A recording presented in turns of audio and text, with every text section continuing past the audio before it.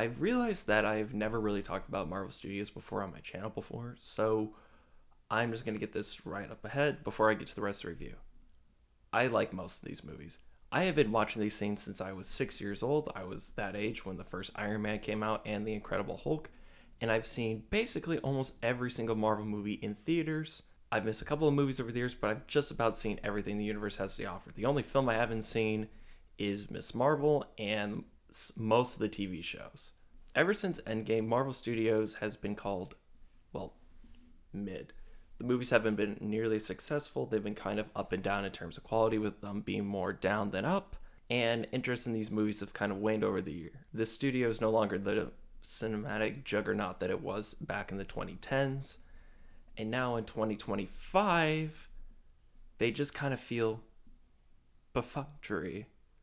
That's not how you say that word, but you know what I mean. These movies don't feel special anymore. They keep trying to advertise and sell themselves as big events, and they just don't have that quality anymore. There hasn't been as big of a cinematic event before since with Avengers Endgame, and I think the studio has just kind of been struggling to figure out our creative direction to take these movies in, which would be fine if this was 2-3 years ago and they were still finding their footing. It's 2025 and these movies are still struggling. They're still inconsistent in quality and they still feel meandering. There's no clear direction for any of these spin-offs, and they all just kind of feel like, let's just throw stuff at the wall and see what happens. They tried to set up a whole new villain and big bad equivalent to Thanos with Kang, played by Jonathan Majors, and Loki and Ant-Man and the Wasp, but that didn't end up panning out both in real life and on the silver screen. So they've now pivoted to bringing back Robert Downey Jr.'s Doctor Doom, and now they have the Fantastic Four coming, and now I have all these different things, and these movies seem to be way more reliant on nostalgia and callbacks to previous Marvel movies, and yeah, this is looking real rough.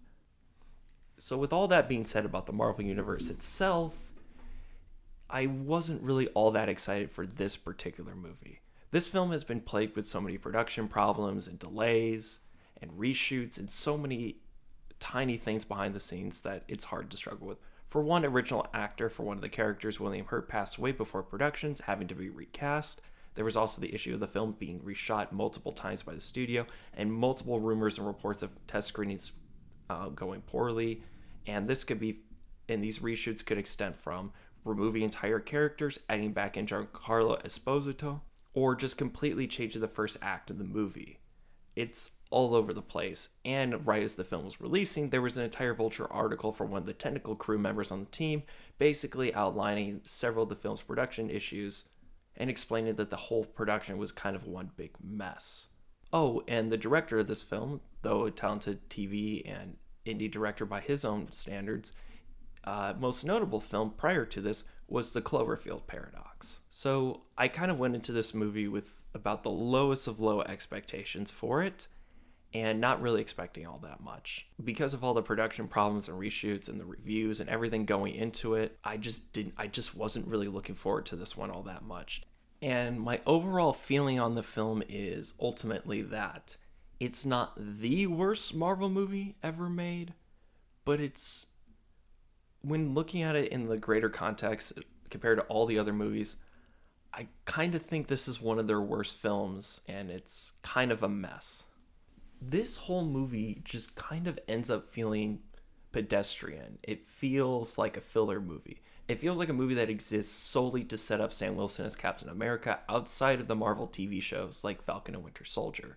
A lot of his arc and different stuff with the character becoming Cap and accepting the role after being given the shield in Endgame is all really addressed in that show, and the whole political angle of a black man becoming Captain America. It's all kind of addressed in this show, and thus the movie doesn't really have a whole lot to do with the character, and the whole film kind of feels like a generic adventure that just happens to have Captain America in it.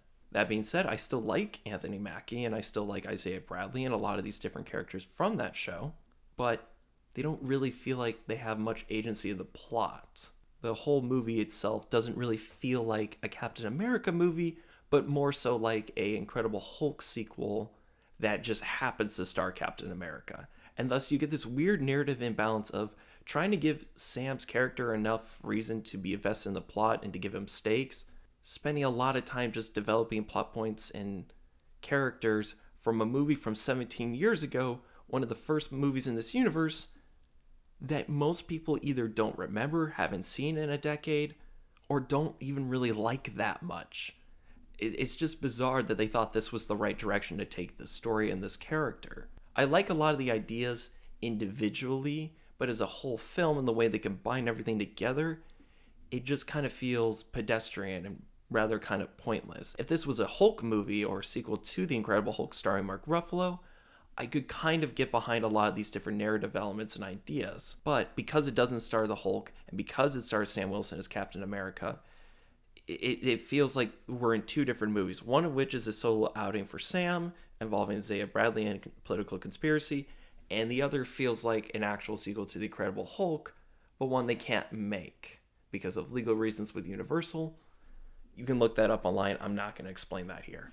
Another element to this movie that makes this feel kind of toothless is the fact that most of this, to my eye at least, looks like it's been mostly reshot, almost minus a few action beats, like the whole climax and some of the fight sequences feel like they were always in the script, but a lot of it just feels like this is reshoots. A lot of this film is shot in close-ups, a lot of the film is shot in close corridors, which could be attributed to like the espionage, smaller feel of this movie compared to other Marvel movies.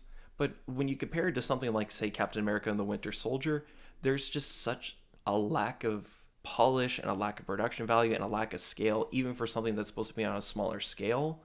And thus, it feels less like a creative choice on the filmmaker's part and more so like this movie has been retooled and reshot so many times, they kind of had to work with what assets they had in such a limited time.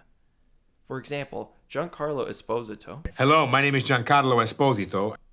Don't correct me in the comments, was entirely added in reshoots.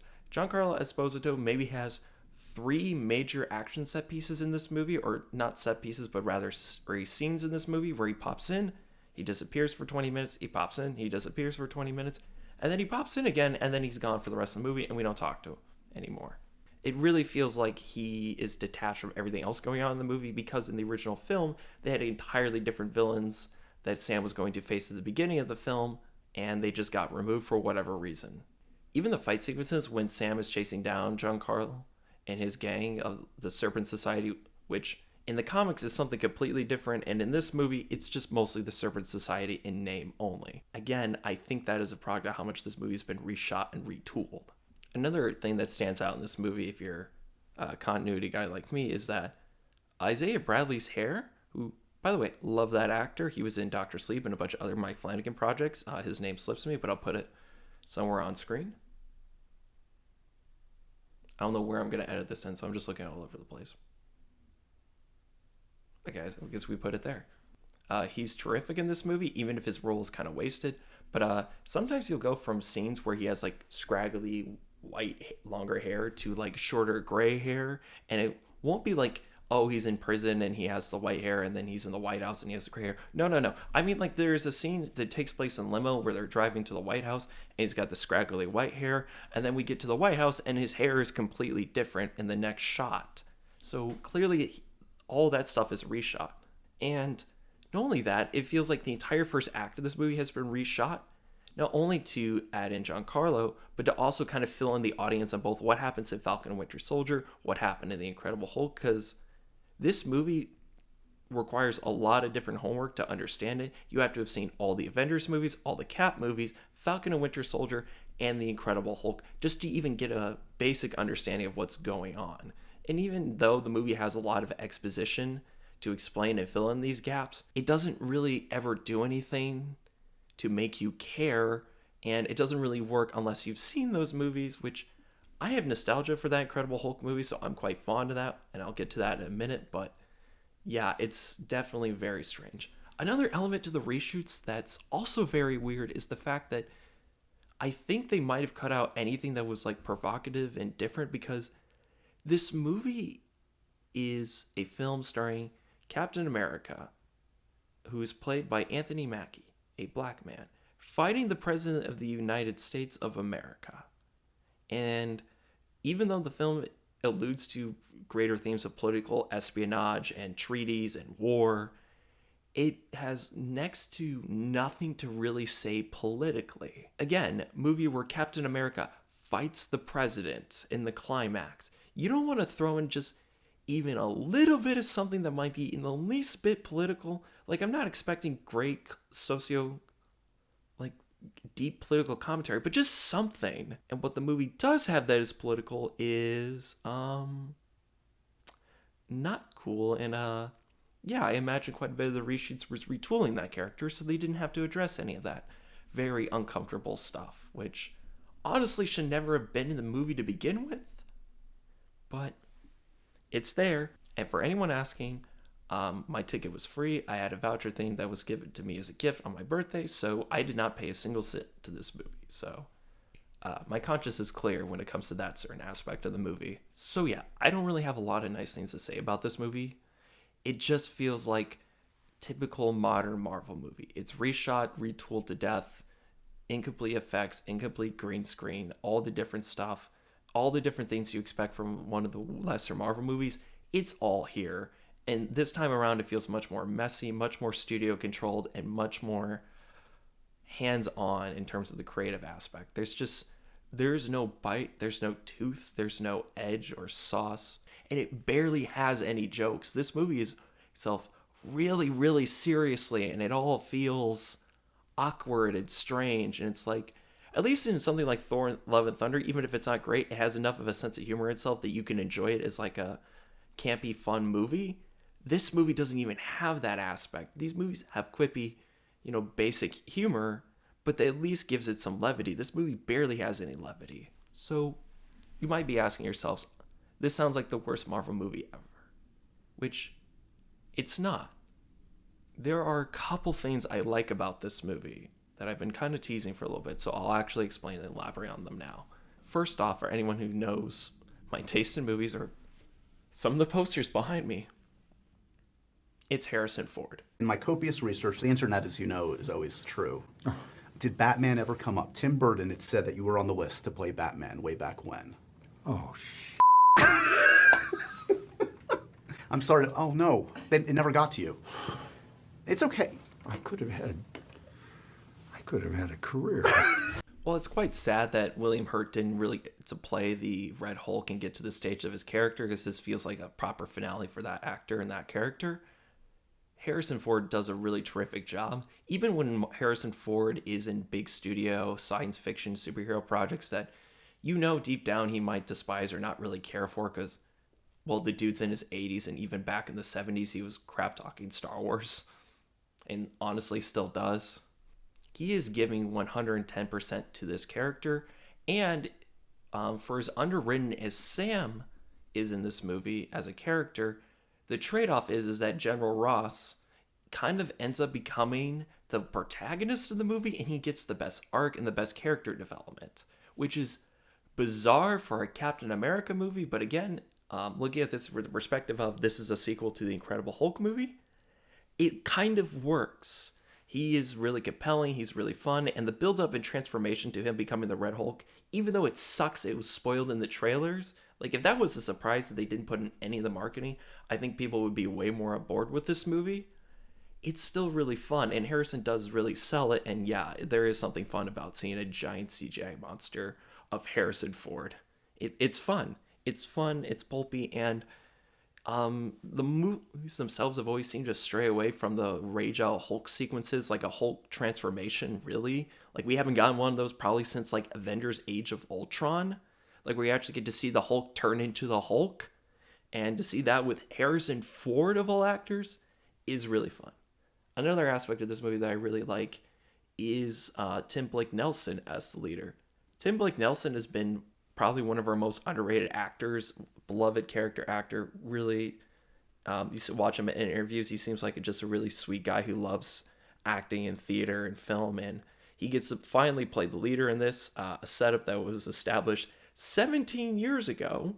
But at least we get some kind of payoff for him, and even though he's nowhere near as campy and over the top as he would like to be, both in his performance and his appearance, he is a lot of fun in this, and I do love seeing him in a big studio movie like this. So I will take as much Tim Blake Nelson as I get. I love him as an actor. He's great in this, as he is great in all things. Go watch anything he's in, directed by the Coens. Delightful actor, especially in Oh Brother, Where Art Thou? I love that film. So yeah, that plus the climax where Sam Wilson gets to fight the Hulk and Tim Blake Nelson and the way his character is established and him trying to win back the trust and love of his daughter and all that different kind of character stuff. For me, that was kind of the heart of the movie. And honestly, I can imagine a lot of this is probably influenced by my nostalgia for The Incredible Hulk.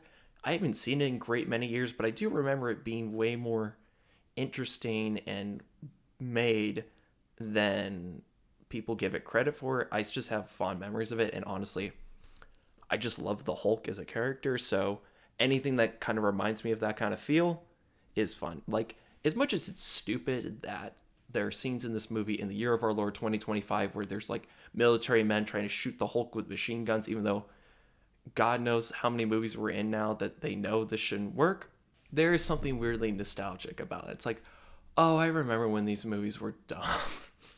It sounds awful, but it's genuinely enjoyable from an action standpoint. It's a lot of fun. So yeah, having Harrison Ford as that character is a lot of fun. It's a shame that William Hurt didn't get to play that character, but my love for Harrison Ford still remains. And without spoiling anything, his character arc reminds me a lot of his character arc in the last Indiana Jones movie. Weirdly, like, there's a lot of weird parallels between this and Indiana Jones. There's even a bit in the movie where I'm pretty sure he punches a guy, and I think you hear a Indiana Jones punch sound effect. Kudos to whoever the sound designer mixer was who put in that sound effect cue. I hope that I don't look like an idiot for saying that. I swear I heard that in the movie. That being said, I am used to hearing Harrison Ford make that sound when he punches a man right in the face, so who knows? Maybe my brain just made that up. I could be wrong.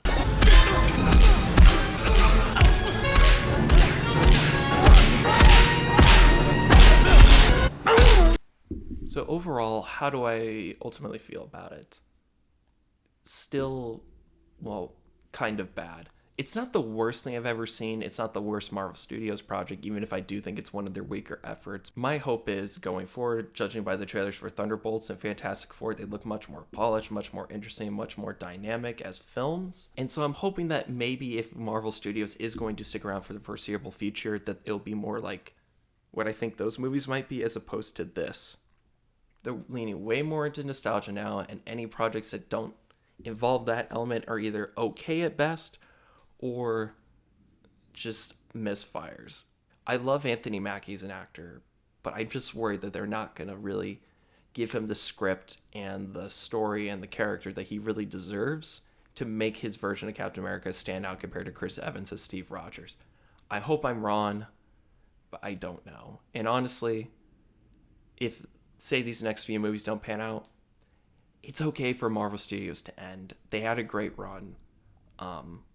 You know, you can say whatever you want about these movies of like, they're not cinema or they ruin, you know, people's movie-going habits, but there is artistic merit in these movies. Winter Soldier, Civil War, the Guardians movies, Taika's weird flavor of humor, which you may be sick of by now, but is present throughout his Thor movies. The early works by Jon Favreau. He still sucks, but Joss Whedon's sensibilities as both a nerd and comic book fan, but also as a comedy writer. Like, there are creative voices who have been elevated and improved cinema because of the Marvel Universe. So these movies are not worthless. These movies are not just disposable trash. They do mean something. But overall, going forward, it just feels like that the Marvel Studio Universe has been kind of meandering for the last 6 years. Not having a clear direction, not really having a goal, and not really having a purpose for existing anymore. At least not in the same way it did during the first 3 phases of its universe. I'm always going to root for these movies to some capacity. I have a lot of fondness and childhood memories associated with these movies. I have so many theater trips associated with these movies that it's hard not for me to at least want to root for them a little bit. But I can't lie to you and say that I'm not disappointed that they aren't better. And that maybe it's okay for something to end. And it's better to kind of end these on a good note as opposed to dragging these things out as long as humanly possible till they don't mean anything anymore. Final thoughts. I'm going to give this a 4 out of 10. If you can wait on streaming, I would recommend that. I think this is worth checking out. If you're a diehard Captain America fan or a Marvel fan who wants to go see these things and you like most of these movies, I think you'll enjoy this fine. For me, I'm just kind of rooting for these movies on occasion, but still ultimately feeling kind of sick and tired of them. They feel pointless at this point to me. They just don't hit the same anymore, either because of age or maybe they just aren't what they used to be.